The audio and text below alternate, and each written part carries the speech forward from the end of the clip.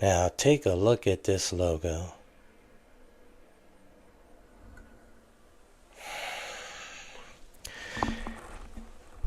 That should be, it has been decreed today that shall be the San Francisco 49ers new logo. Brock Purdy, hurt. Bosa, hurt. Williams, hurt. Ayuk, hurt. Greenlaw, hurt. Hufanga, hurt. Every freaking body hurt. Hey y'all, it's Rashawn the Duuuudedad coming to you with the Deadrong podcast and some unsolicited sports talk. As you can see, I am donning the Kelly Green Eagles because you know what, for right now, me and the 49ers are not banging with one another. I'm still a Niner faithful, but right now I'm just going to be a hometowner. Something has got to change. Outside of the fact that every single person is hurt. There's also other teams that have injuries, that have people that are hurt and still find a way to win. So although I can sympathize with the team at large, at this point of the season, everybody's dealing with injuries and being hurt, changes in the lineup, personal business. There's just a lot of things that goes into a long football season, but I'm not here to make any excuses for that because people are going to get hurt in this type of game. People are going to be injured. So that's all I have to say about that.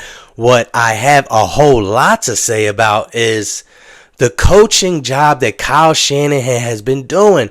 It's just crazy to me when you have a second string backup starting who hasn't played in the NFL for almost 3 years. And yet you want to come out and throw the ball as if he's a gunslinger. And I get it. I don't know if you just wanted to outthink the other team, like, man, they got their backup in, they're going to run the ball, and so you're like, maybe they think that I'm thinking I'm going to run the ball because I have my backup in, so let me throw it. It seems like everybody in the NFL right now that's having a successful season is using that method that Kyle Shanahan used to coach with, the run heavy, and when the safeties come down, play action pass. The stretch offense. Everybody's doing it except for the San Francisco 49ers. Now I'm starting to have questions. I have been unwavering in my support with Kyle Shanahan or for Kyle Shanahan. And right now, I don't trust his judgment. I don't trust his judgment at all. I am mind boggled at some times, flabbergasted most of the time when I see them playing because this team's strong suit was the offense and their running game in particular. So if you know that you are great, not good, great at running the ball, what makes you want to go away from it? I just don't understand the concept. I don't even know if there is a concept. And some people have gone on a record as saying that Kyle Shanahan is the type of person who has an ego, who thinks that he is smarter than everyone. I don't know him personally. He is the coach of my team. I'm going to leave it at that. All I know is that everybody that has been successful in this league this year, including ourselves, when we have been successful, it has been a run-heavy offense. When the safeties come down, when they start playing down onto the run, play action pass, or the stretch run, or the stretch zone, it has worked when you decide to use it. But when you don't decide to use it, this is the type of stuff that happens. Now, that's just on the offensive side of the ball. I will credit Brandon Allen with having some phenomenal throws, and I will give respect where respect due. He did a good job in instances, but there were times where I questioned his ability, his mobility, and just what the heck was he doing? I was listening to the game cast, and Tom Brady was saying when they had the fumble or the strip sack, sometimes the best play is to just take the sack. If things are falling crazily and the scheme is going down, the blocking is not there, sometimes you just got to cover up and go down and live to play another down. It turned into a strip sack, which turned into a touchdown. Out of all of this that I'm saying, we still were hanging around. I don't understand how a team, specifically a defense, who has such studs on that side of the ball, looks so putrid, looks so disinterested. They had 10 missed tackles in the first half. 10 missed tackles when the defense used to be our strong suit. Once upon a time, Fred Warner even looks cooked right now. And I'm not saying he stinks, because Fred Warner is one of the top linebackers in the league right now. But right now, that defense as a whole looks pathetic. It looks like an AAU team. It looks like a middle school team going up against NFL players. And credit, as sometimes they were definitely holding it down, but most of the game they were getting smoked. On the first drive, the Green Bay Packers, they went down the field, and thank God that there was a fumble, because that's the only thing that kept them out of the end zone. They shot themselves in the foot. They kept us in the game. We weren't doing much on the defensive side or on the offensive side. Nick Sorensen should be fired. I don't know what happens. Kyle Shanahan, you need to find Steve Wilks, apologize to him, and ask him to come back on board. Or shoot, bring Robert Saleh in. Bring anybody in. Because you know what? That defensive coordinator ain't scoring anything but losses. It's terrible. Actually, it is embarrassing to root for a team who looks so disinterested this year on both sides of the ball. It's angering, and that's why here today I am not rooting for the San Francisco 49ers until I see some change. I know that y'all see this Kelly Green. Right now, I'm going to be rocking this Kelly Green, because one thing that them Eagles going to do is fly, Eagles fly. And I don't know if you guys missed the game last night, but it was box office with Saquon Barkley. And I'm not going to give all the credit to Saquon Barkley. It was that defense. That defense is starting to become for real. This is the same defense, the same team with the same defense from last year who was a laughing stock in the NFL. This year, they are serious. This year, Quinyon Mitchell, Cooper DeJean, Nakobe Dean, Zach Bond, Jalen Carter, the one that people were questioning his work ethic, saying that he came into the season last year looking out of shape and disinterested. Now he's looking like a stud. People are comparing him to Aaron Donald for the Eagles as Aaron Donald was for the Rams. I'm not going to go that far. I'm not drinking that type of Kool-Aid, but I'm going to tell you one thing. This Eagles defense is for real. And if you didn't watch it, you did yourself a disservice. And what about Saquon Barkley, man? What a change of scenery can do to someone's career. He was in a place where they were going nowhere fast. The New York Football Giants, and they are a laughingstock right here, right now. GM laughingstock. That owner has got to be crying every single night he sees Saquon Barkley play. And the Eagles are like, hey, what's one person's trash is another person's treasure. And this guy is looking like a pot of gold. Am I lying? He's having career nights. I think he had 270 yards last night, man. It's amazing. Jalen Hurts doing Jalen Hurts things. At times, I really question why he doesn't get rid of the ball fast enough. They were doing a good job containing him, meaning like keeping him inside of the pocket and circling around him so that he couldn't bootleg out, which he tends to do and is something that he has been working on. But his tendency is to get himself flushed out of the pocket and then try to make a pass on a run. And that's when he flourishes. When he does that and he's able to extend plays, that's what he does. And he did an amazing job last night. I cannot say enough about that team. I cannot say enough about the coordination or coordinators on both sides of the ball. They have Jalen Hurts going under center. When in the beginning of this year, the pundits, especially in this Philadelphia area and nationally, they were saying that the reason why he wasn't under center was because he could not play under center. He could not function from being under center. And I just want everybody to look themselves in the mirror who was saying this at the beginning of the season and give credit where credit is due. Jalen Hurts is balling. He's able to go out of the shotgun, the zone read, the read option, and under center. Now what is y'all problems? What is everybody going to be talking about now? What does he have to do now for y'all to give credit to him? He's balling. This team is 9-2. They are chasing down the number 1 seed in the NFC. And man, I can't. I think I'm gonna have to jump on board. I'm gonna have to jump on board of the train, man. Before it leaves the station on me. They're looking good. They are looking good. I'm going to tell you who's not looking good is the Washington Commanders, who started so hot in the beginning of the season. And it's like, what are you doing? I know that this league is a copycat league, and sometimes when you get ahead of the curve from the offensive standpoint, you're able to dupe a couple of teams. But these people have trained coordinators, film sessions, so that they can study you and they can study your habits and they can come up with a game plan to try to contain you. And the offense, not just Jaden Daniels, because this just is not a Jaden Daniels thing. This is, I think, a scheme thing. The NFL was catching up to what the Commanders were doing, and now they got to be able to become creative and out of their sets come up with a better scheme. You got yourself a stud. We see what Jaden Daniels has the potential to be. You gotta don't do a disservice to him. Hook him up.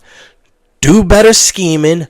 Understand that you are now under the scope of everybody. They are game planning for you when they play against Jaden Daniels, and they're trying to figure out how to contain him.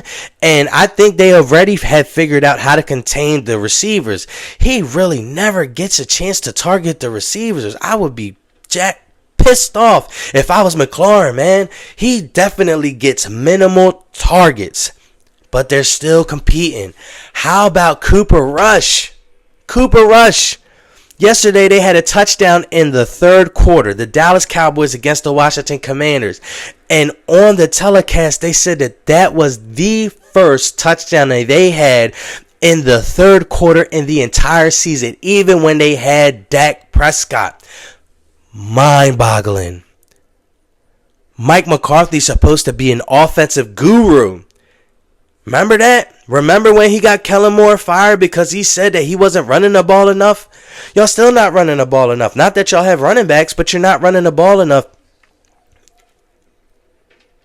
And Mike McCarthy, I just don't know what you're doing. I don't understand it, but it started to work yesterday. Cooper Rush, look at him. In the third quarter, I think he went 11 for 11. He was 17 for 21 at one time, and he had the Cowboys looking good, competing with the Washington Commanders. And so I ask y'all, is it that the Cowboys are balling now? Or the Commanders came back to earth?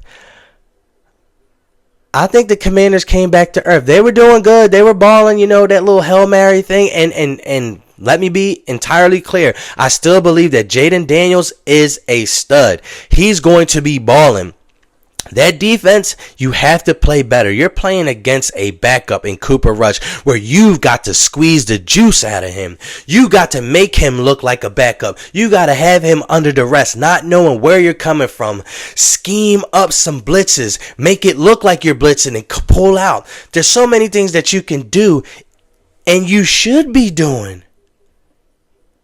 Commanders, what happened to your defense? You were top 10 in the league these first 8 or 9 games, and last night against Cooper Rush, or yesterday evening against Cooper Rush, man, you look terrible. They exposed your defense, man. That's crazy. But again, the NFL, any given Sunday, anything can happen. And the Kansas City Chiefs, man, they were in a heavyweight fight, it looked like, with the Carolina Panthers. They won by the skin of their teeth yesterday. Carolina Panthers. Yes, that's what I'm saying. Kansas City Chiefs, 2-time champs. They were going toe-to-toe with the Carolina Panthers. I'm just saying.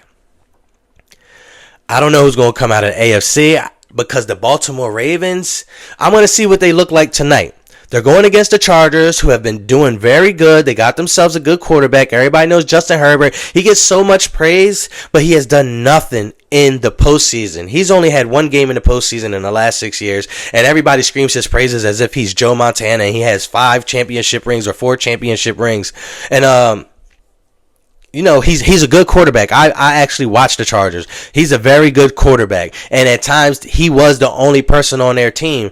But when you are a top tier quarterback, they expect you to put the team on your back and produce. And for all the praise that he gets, and for all of the accolades that he seemingly in other people's brains has achieved, he hasn't achieved anything. He's only had one playoff game.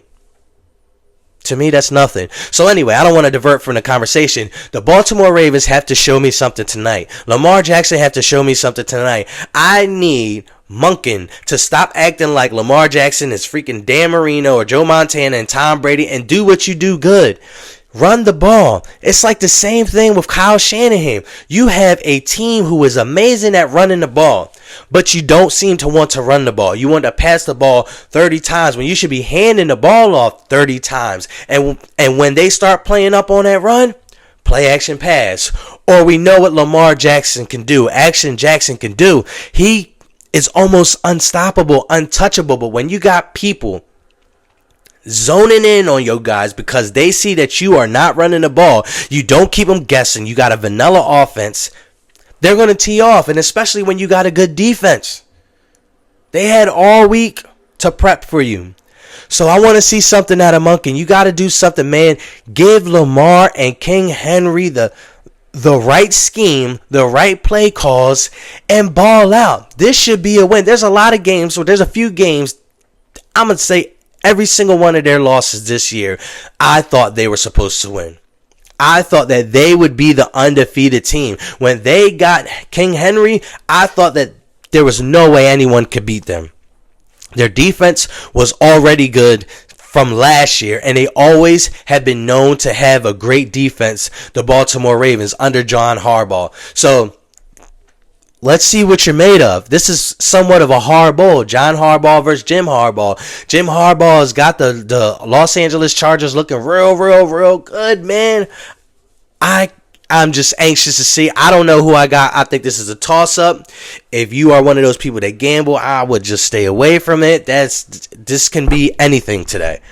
It can go either way, and I really believe it's going to be dependent on the run game or lack thereof by the Baltimore Ravens. If they run the ball and concentrate on running the ball, no matter if it's not working, just keep on running the ball, ground and pound, they're going to open some things up and they will win the game. They're going to get the time or the time of possession on their sides, and they give the Chargers less time to make big plays. It's a no-brainer. If you stick to what you're good at, it's a no-brainer. He must suffer from the same thing that Kyle Shanahan suffers from. They want to be this intelligent guy who outthinks everyone. When 2 + 2 = 4, you don't try to figure anything else out. You know what it is. You make it work. You make it happen. That's how it's supposed to be. And there's one last thing that I have to address. I'm sick of it. I am absolutely sick of it. It's not just my team. It's a every team thing.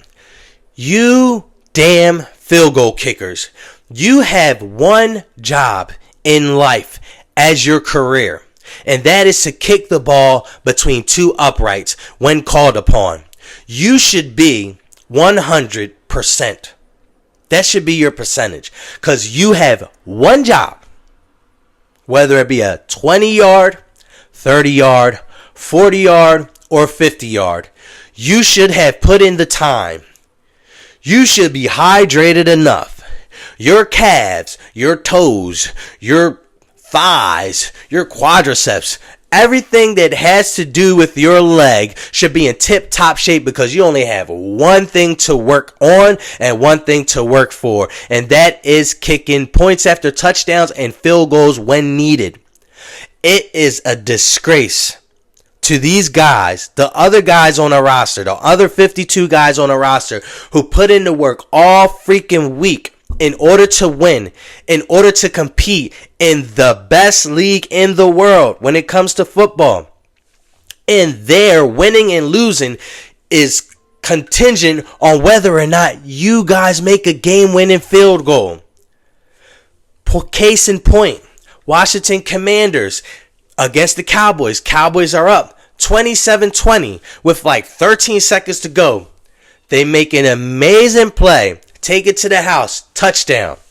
All you got to do is score the field goal, and it goes into overtime.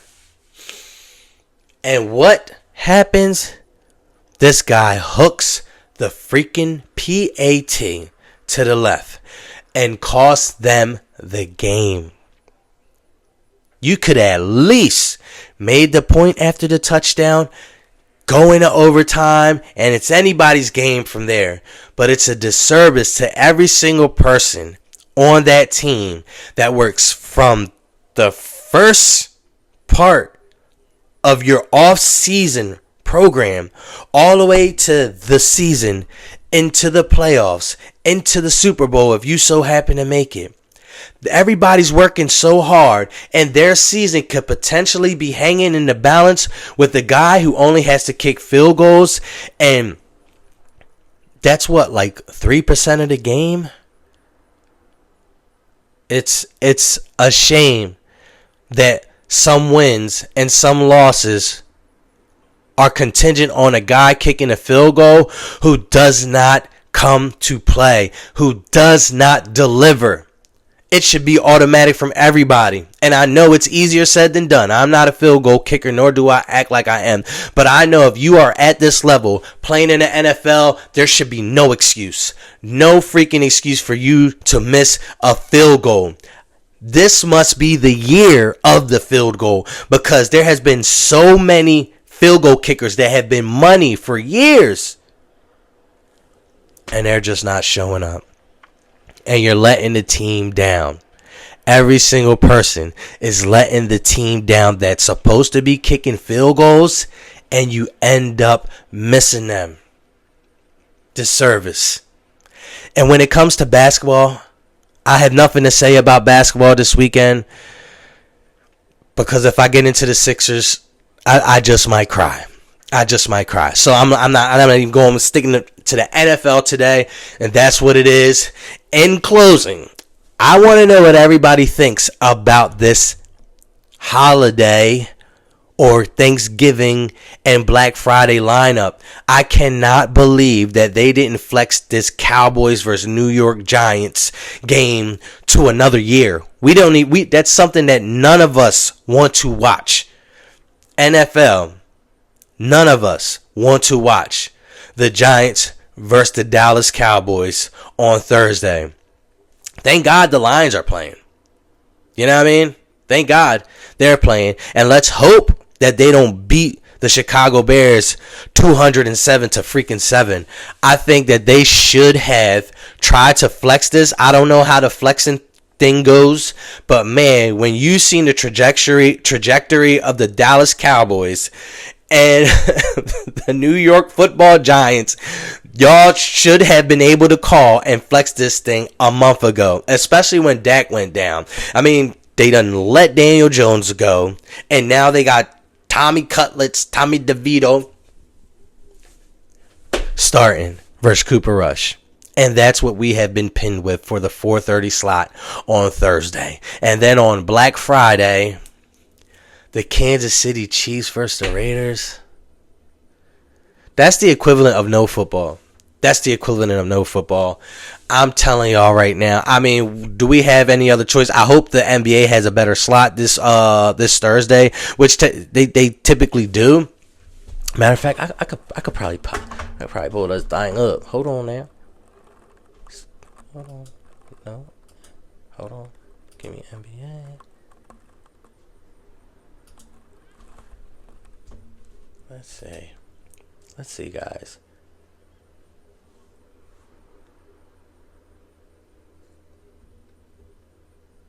Let's see what they got going on Thursday. Nothing on Thursday. Ill. Terrible. Well, at least on Friday they got... No, that's no good. They got some bad games.